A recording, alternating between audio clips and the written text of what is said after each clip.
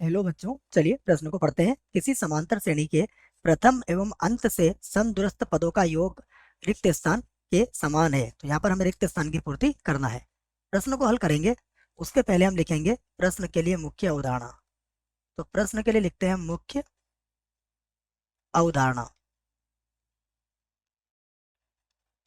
मुख्य अवधारणा में देखिए हम समांतर श्रेणी का एनवा पद ज्ञात करने का सूत्र लिखेंगे। मान लीजिए हमारे पास कोई समांतर श्रेणी है, तो उसका एनवा पद किस प्रकार से होता है?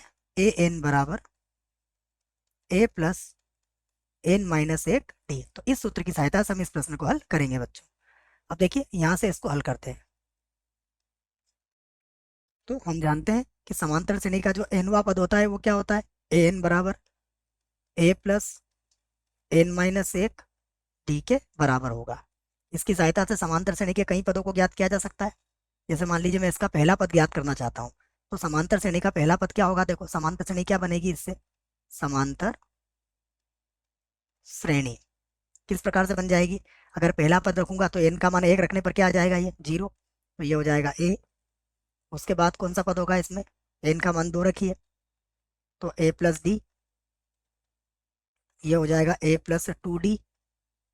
ये होगा ए प्लस तीन डी। ए प्लस चार डी। ए प्लस पाँच डी। इसी प्रकार आप एन का मान रखते चले जाइए, आपको सारे पद इसके मिलते चले जाएंगे। ठीक है, यहाँ से इसके पद सारे मिलते चले जाएंगे।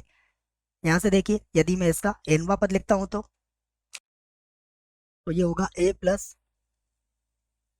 एन माइनस एक डी। तो उसके पहले कौन सा पद आएगा? देखो इसके पहले अगर हम पद देखेंगे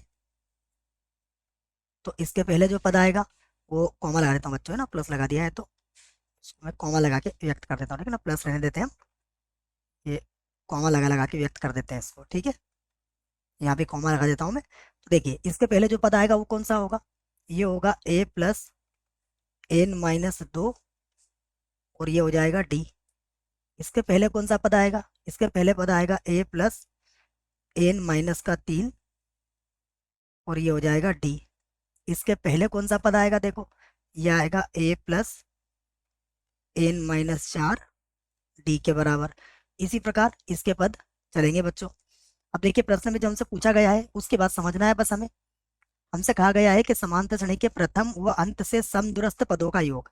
अब देखिए मान लीजिए मैं यहाँ से प्रारंभ से पहला पद लेता हूँ बच्चों, और अंत से भी क्या करूंगा? मुझे पहला पद लेना पड़ेगा। ठीक है ना, ये अंत है मेरे पास, ये वाला पद। यहाँ से ये मेरा प्रथम पद है, इससे मैं पहला पद ले रहा हूँ, और यहाँ से भी मैं इसका पहला पद ले रहा हूँ। तो दोनों का योगफल देखिए कितना आएगा। यदि आप इसे जोड़ेंगे तो क्या आएगा? ए प्लस डी प्लस ए प्लस एन माइनस का दो डी।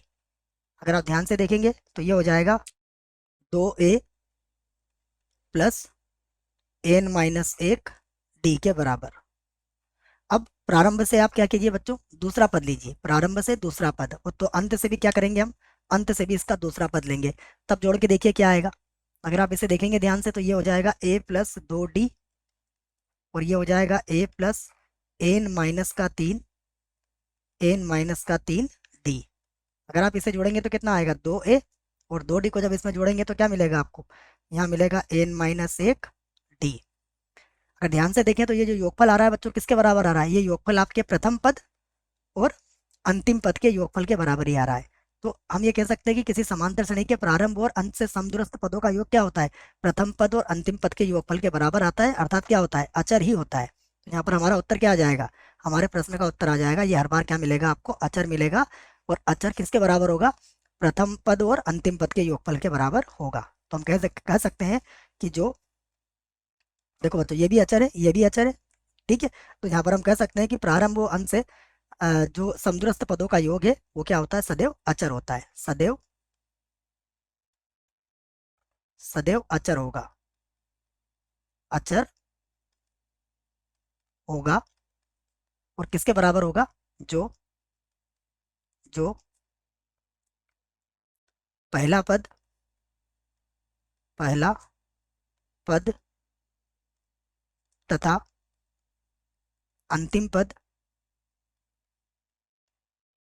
अंतिम पद के योग के बराबर होगा, के योग के समान होगा, समान होगा। ठीक है, तो ये बात आपके समझ में आ गई होगी। उत्तर हमने लिख दिया है बच्चों, क्या आएगा हमारा अचर। मुझे आशा है बच्चों प्रश्न का उत्तर समझ में आया होगा। धन्यवाद।